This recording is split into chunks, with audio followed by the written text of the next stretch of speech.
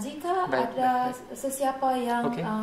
dikenali merokok di resto akan dikenakan fine. Oke. Mungkin RM1,000, RM1,000, RM2,000. Okey, di mana dia seperti asma, tetapi asma bisa dipulihkan. Tetapi kalau COPD enggak bisa. Ketika kita merokok itu berat kita akan naik.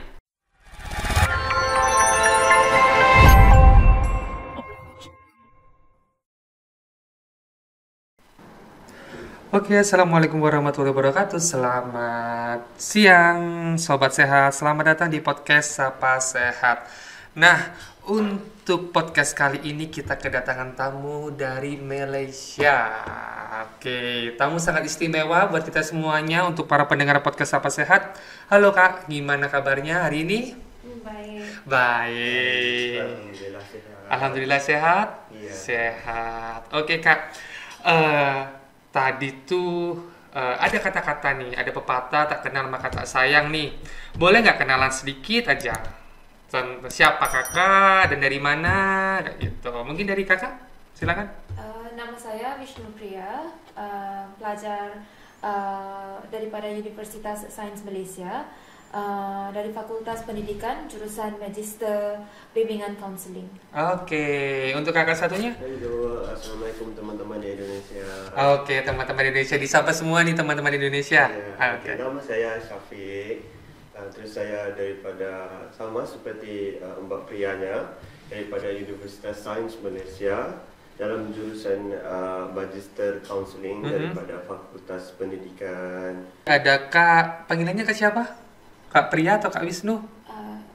Dua-dua. Dua-duanya aja. Ya. Saya panggil Kak Wisnu boleh? Iya. Oke, Kak Wisnu sama Kak Syafiq. Salah satu narasumber kita ini ada waktu pada Sabeslo dari lulusan kedokteran, betul? Iya. Oke, dari siapa ini? Dari Kak Priya atau Kak Syafiq? Saya. Oh, Saya dari... daripada jurusan dokter. Oke. Gini Kak Syafiq, boleh nggak sih saya bertanya sedikit terkait penyakit komorbid ya? Terkait penyakit komorbid tadi, bahwa salah satunya pasien itu mempunyai komorbid, yaitu katakanlah penyakit jantung atau penyakit paru-paru.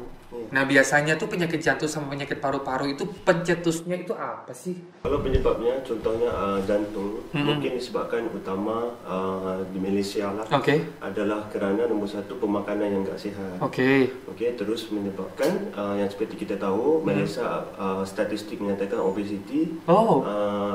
persentage tertinggi di Okey. Asia Tenggara adalah Malaysia. Oh. Nombor satu obesiti.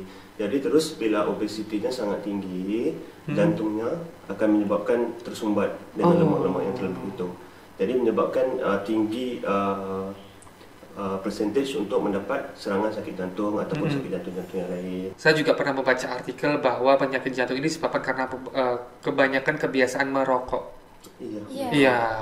Apakah kebiasaan merokok ini sangat tinggi di masyarakat Malaysia? Kalau di Indonesia, sepengetahuan saya itu juga cukup tinggi karena memang untuk merokok ini banyak kalangan. Saya rasa di Malaysia agak tinggi juga jumlah perokoknya. Oke. Tetapi cara kementerian ataupun pemerintah untuk menurunkan kadar perokok sangat tinggi. Atas pemerhatian saya lihat remaja ataupun kanak-kanak yang berusia 14-15 tahun sini sudah mulai merokok. Betul. Sini di resto-resto Oke. banyak perokok.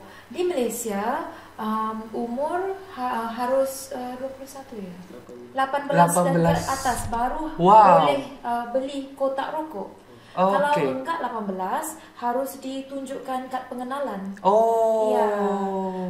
Selepas itu kami enggak boleh merokok di resto.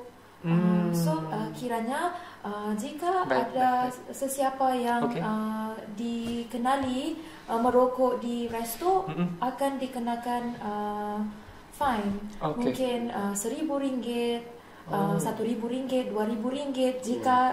Jika diulang kembali mungkin akan dibawa ke mahkamah. Wow. Berarti di sana orang untuk membeli rokok tidak sembarangan semua umur. Iya, betul. Dan Menteri Kesihatan kami yang sebelum ini ada bilang mereka kementerian mahu membawa sesuatu larangan baru, yaitu if I'm not wrong, mereka yang lahir tahun 2000 ke atas? 2000 ke atas. Oh, nggak boleh merokok? Ya, nggak bisa membeli rokok langsung. Oke. Untuk produce satu community yang bebas rokok. Ya. Oh, jadi di sana sangat ketat sekali ya untuk masalah penggunaan rokok ya. Tidak sembarangan orang yang bisa membeli rokok. Terus kemudian untuk fenomena-fenomena anak-anak remaja macam itu dia menggunakan rokok, di situ sangat jarang sekali ya. Bukan jarang sekali, tetapi larangannya sangat ketat. Mungkin bila setahu saya banyak kempen yang dilakukan di sekolah-sekolah. Dari awal guru disiplin di sekolah sangat banyak memantau. Jika dikenal pasti pelajar tersebut merokok, akan dihantar ke kaunseling di sekolah.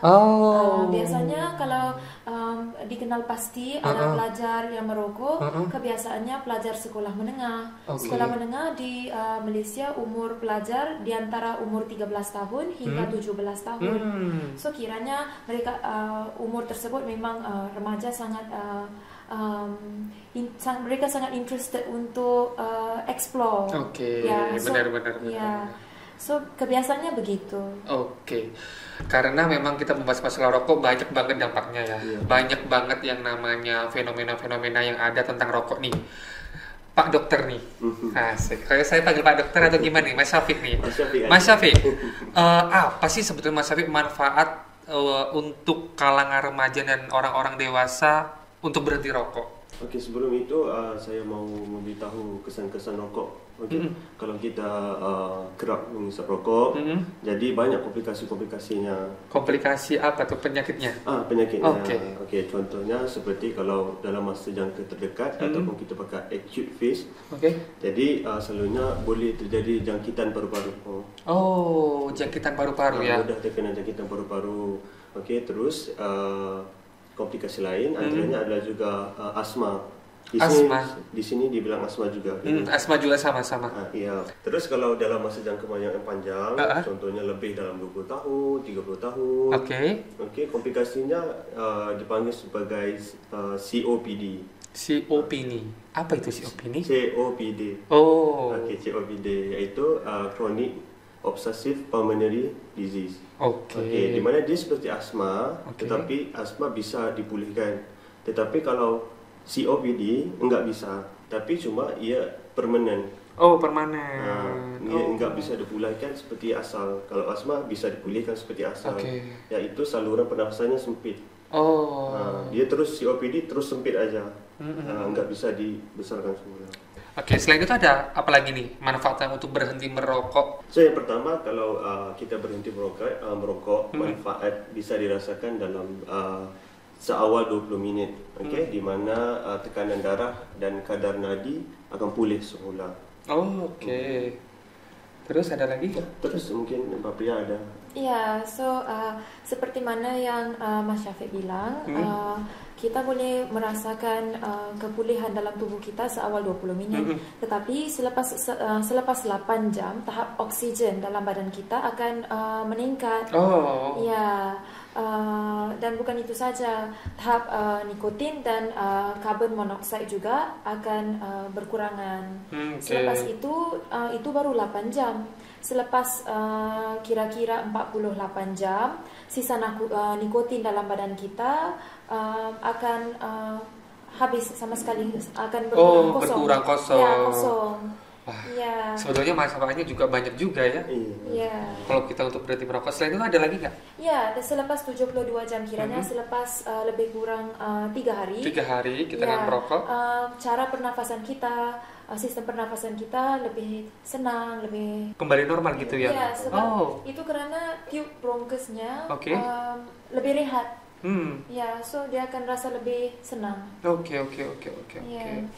Terus kemudian nih, ada nggak sih manfaatnya ketika manusia itu tidak merokok selama 10 tahun nih, kita ambil jangka panjang nih?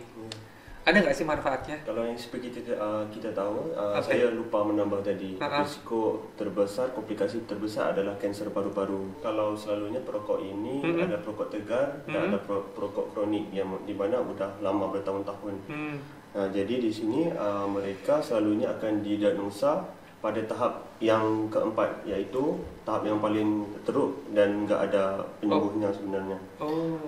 Jadi terus kalau kita berhenti awal, mungkin lebih daripada 10 tahun kita berhenti, jadi risiko kanser paru-paru itu akan lebih berkurang. Banyak banget sih tadi manfaat yang udah dibahas sama narasumber kita hari ini. Nah, kita sekarang berbicara bagaimana berhenti untuk merokok. Jadi yang pertama adalah kita tetapkan tarikh berhenti. So, langkah pertama untuk berhenti merokok ialah kita membuat keputusan untuk berhenti. Walaupun anda pernah gagal sebelum ini, jangan biarkan masa lalu anda menghalang matlamat anda. Wah, berarti harus niat. Iya, betul. Semakin banyak kali anda cuba, semakin besar peluang kejayaannya.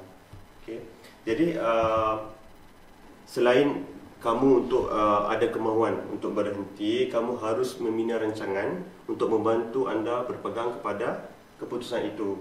Jadi bagaimana untuk merancang? Sebenarnya anda boleh bertanya, mulakan dengan menetapkan tarikh berhentinya sebaik-baiknya dalam tempoh 2 minggu yang akan datang.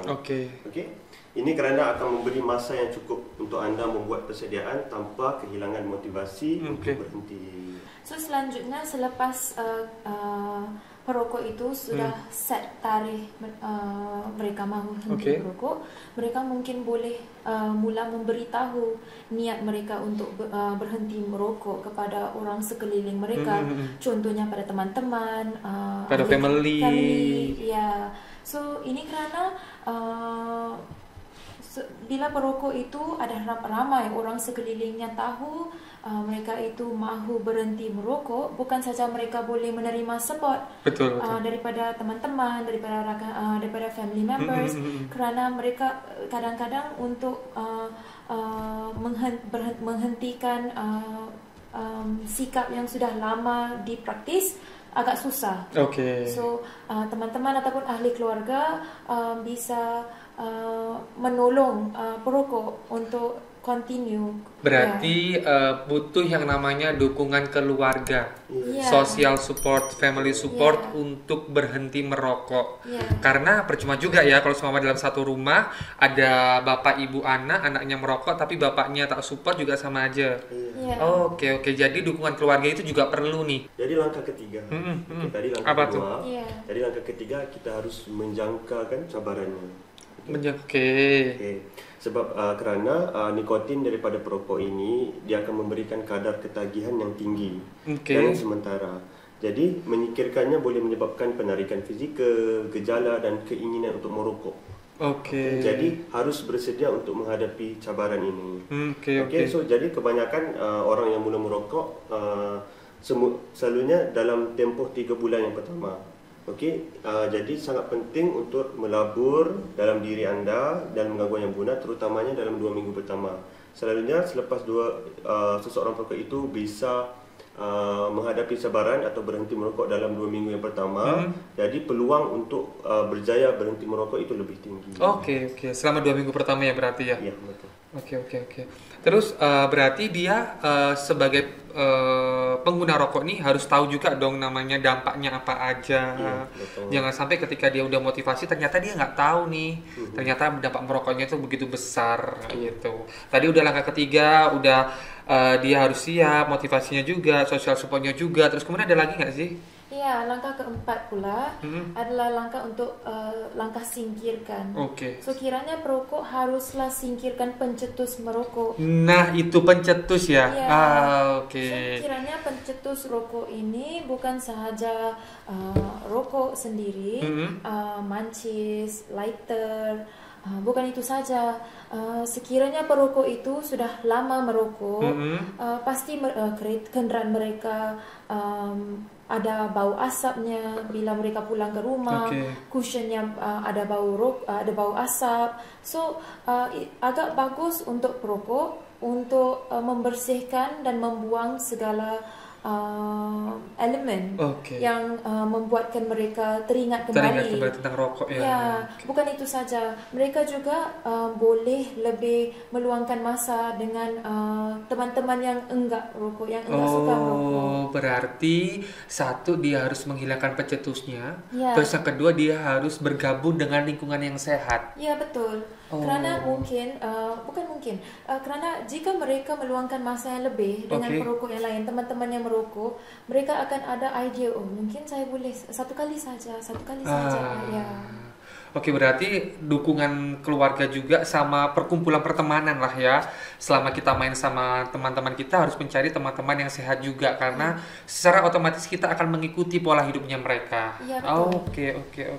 Selain lingkungan sekitar, apa ada lagi nih untuk terakhir nih? Iya, kalau langkah terakhir, langkah kelima, kita boleh merujuk kepada dokter ataupun ahli farmasi.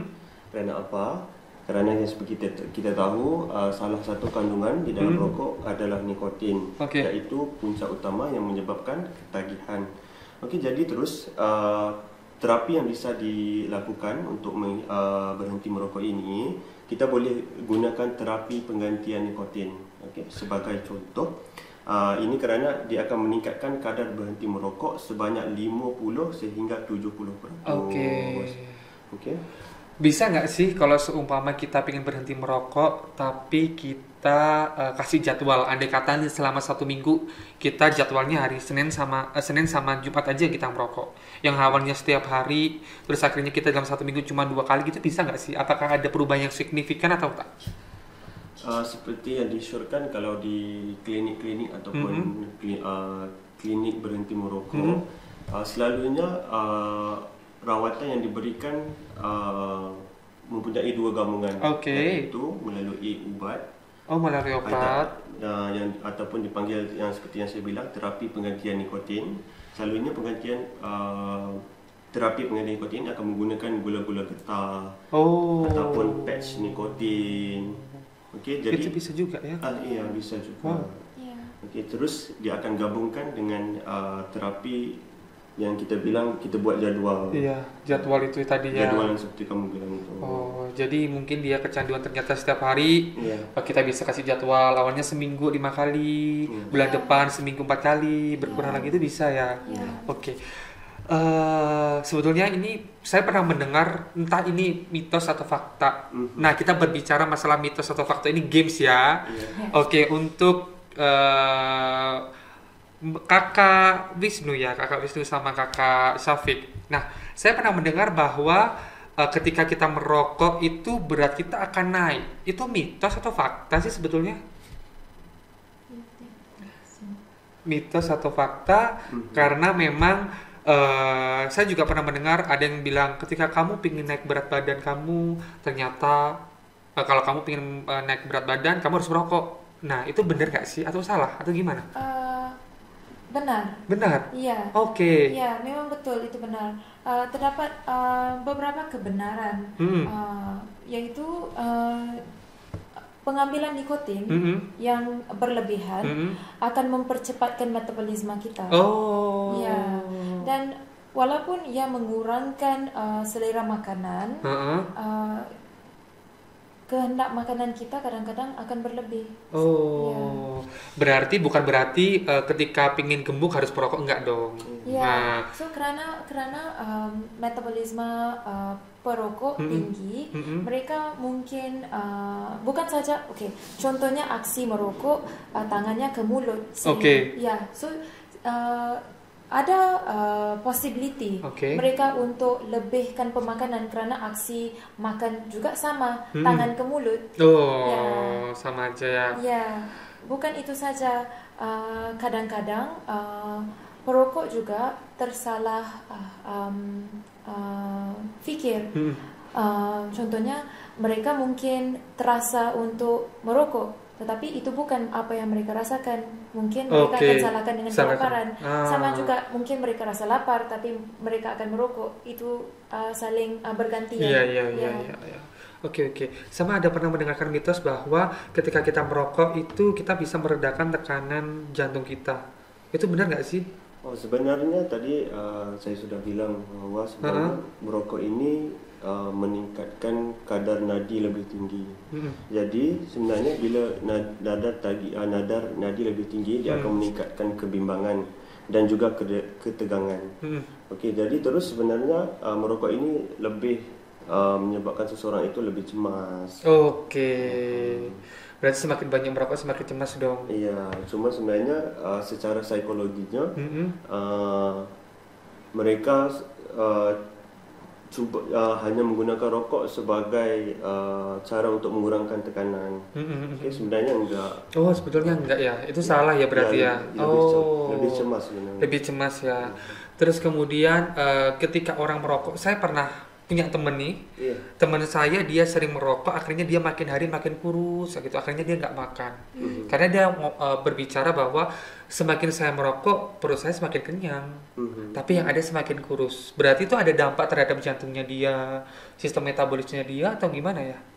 Ya mungkin dikarenakan disebabkan ketagihan itu, terlalu addicted itu menyebabkan dia hanya keinginan kepada rokok aja. Seperti yang Mbak Pia bagi tahu tadi, kadar nikotin ini meningkatkan metabolisme. Jadi meningkatkan metabolisme, badannya lebih mudah kurus sebenarnya. Ya, itu puncanya. Aduh nih, untuk sahabat podcast Sapa Sehat, jangan terlalu banyak merokok nih. Nah, terus kemudian ini nih, saya juga pernah mendengar kalau kamu pengen berhenti merokok, rokok yang batang tuh bisa diganti dengan rokok elektrik. Sebetulnya itu bahaya nggak sih rokok elektrik tuh? Yang disebut vape ya? Ya vape, kalau di Indonesia namanya vapor, vape lah sama lah. Iya. Sebenarnya vape ini terlalu baru. Lebih kepada generasi yang baru. Jadi research-nya untuk jangka masa panjang masih enggak ada yang betul-betul solid ataupun betul-betul kukuh. Namun sejak kebelakangan ini di Malaysia banyak kejadian-kejadian di mana terdapat infeksi di paru-paru yang juga menyebabkan kematian. Jadi kasus-kasus komplikasi daripada vape ini sudah meningkat sebenarnya. Berarti sebetulnya mau merokok dengan cara elektrik vape yang tadi disebut vape sama merokok yang tembakau itu sebetulnya sama aja. Dan dampaknya pun juga sama ya. Kalau berbicara masalah dampak, sebetulnya dia nggak ada lebih banyak ini tak ada ya? Atau sama-sama aja ya?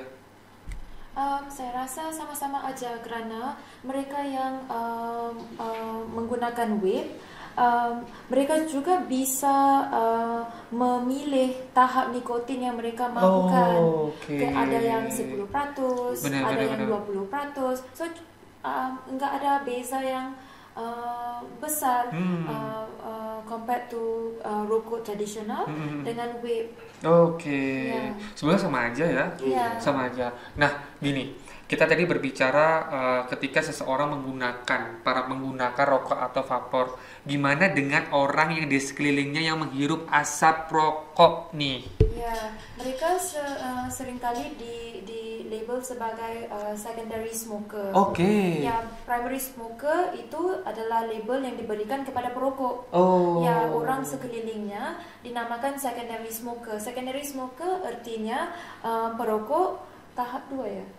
Tahap 2 ya. Ya, karena walaupun mereka enggak merokok sendiri, mereka menghidup dan bernafas dengan udara yang enggak segar gitu. Ya, so udara dan asap yang mereka menghirup itu akan memberikan implikasi yang negatif untuk tubuh pada mereka juga. Ya. Jadi sebetulnya sama aja nih orang pengguna sama ketika orang menghirup udara dengan udara rokok yang nggak segar itu juga sama-sama dampaknya juga sama ya. Iya betul, karena banyak juga kasus-kasus di hospital yang mengatakan walaupun perokoknya enggak ada penyakit paru-paru, mungkin istrinya ataupun anak-anaknya ada kanser, ada penyakit paru-paru. Benar. Ya. Karena kebiasaan di rumah dia menghirup udara rokoknya dari suaminya. Berarti tidak hanya para pengguna, sekelilingnya pun juga ikut. Iya betul. Betul. Terus kemudian kira-kira ketika kita merokok nih, kita menghirup udara rokok untuk anak kecil itu juga berpengaruh juga ya. Berarti nggak hanya untuk orang dewasa juga ya? Iya betul. Sebetulnya kalau di kasus-kasus di hospital ataupun di rumah sakit, kita boleh lihat banyak tren di mana anak-anak ini datang dengan simptom-simptom asma. Jadi bila ditanya bapaknya merokok enggak di rumah, kebanyakan kasus tinggi persentage bahwa orang tuanya merokok di rumah. Jadi itu kesan sampingan daripada secondary smoker itu. Berarti bisa dipastikan nih untuk sahabat podcast Sapa Sehat, untuk yang di rumah, pastikan rumah kalian ini rumah aman, segar, sehat, jauh dari bebas asap rokok, karena itu akan mempengaruhi semuanya yang ada di sekelilingnya. Tentunya untuk sobat sehat, ketika kalian melihat orang yang sedang merokok, mungkin lebih baik dijauhi, mencari tempat yang aman untuk kalian, atau bisa jadi kita bisa mengingatkan nih, karena sekarang di Indonesia sudah ada namanya public area, yang dimana ada area khusus untuk merokok. Nah, semacam di mall-mall sekarang udah banyak kok. Nah, ada nggak sih tips and trick untuk sobat sehat juga yang ada di rumah, gimana caranya dia bisa hidup lebih sehat lagi dan harus terhindar dari rokok, terus kemudian bagaimana dia bisa lebih better lah dari sebelumnya, apa mungkin dia harus menjauhi rokok atau istirahat atau kayak gimana ini untuk perokok ya? Untuk masyarakat semuanya, tidak hanya untuk perokok. Saya rasa secara generalnya rakyat harus lebih meningkatkan awareness mereka terhadap penyakit-penyakit yang berkaitan dengan rokok. Dan bukan itu saja, mungkin anak-anak kecil ataupun remaja lebih terikut-ikut tren. Bila kita terikut-ikut tren, mereka kecil, kita harus mendidik mereka. Ini bukan saja untuk penjaga ataupun orang tua, ini juga tanggung jawab kita sebagai masyarakat. Betul. Jika kita rasa anak itu terlalu muda, kita harus tegur secara baik. Enggak perlu rokok. Kalau untuk kakak, dari Kak Syafiq, ada nggak sih tips and trick untuk mereka, untuk sahabat-sahabat yang ada di rumah yang mendengarkan podcast kita nih? Jadi kalau selain daripada yang seperti yang dikatakan Mbak Pria, kita harus juga mengamalkan gaya hidup yang lebih sehat, lebih banyak pemakanan yang lebih sehat, banyakkan berolahraga, terus ini akan meningkatkan imunisasi badan yang lebih tinggi, mengurangkan obesity. Jadi selain daripada paru-paru, mungkin dapat memberi hasil badan yang lebih sehat, itu jantung lebih sehat. Betul. Seperti di Indonesia, kadar perokoknya di sini sangat tinggi. Mungkin masyarakat Indonesia bisa continue pemakaian maskernya untuk mengelakkan diri jadi secondary smoker. Bisa, dengan menggunakan masker itu bisa mengamankan diri kita sendiri ya. Bukan saja mereka boleh mengelakkan diri mereka daripada jangkitan COVID-19, tetapi bisa juga mengelakkan diri mereka daripada jadi secondary smoker. Wow, sungguh luar biasa. Daging banget ya percakapan kita kali ini ya. Sangat luar biasa. Terima kasih banyak Kak Syafi sama Kak Wisnu. Ada pantun nggak nih? Nggak ada. Saya aja deh yang berpantun. Jalan-jalan ke Papua ketemu burung cendrawasih. Jangan lupa sambil bawa kurma. Cukup sekian dan terima kasih. Sampai jumpa di podcast selanjutnya. Dadah. Assalamualaikum. Waalaikumsalam. Thank you.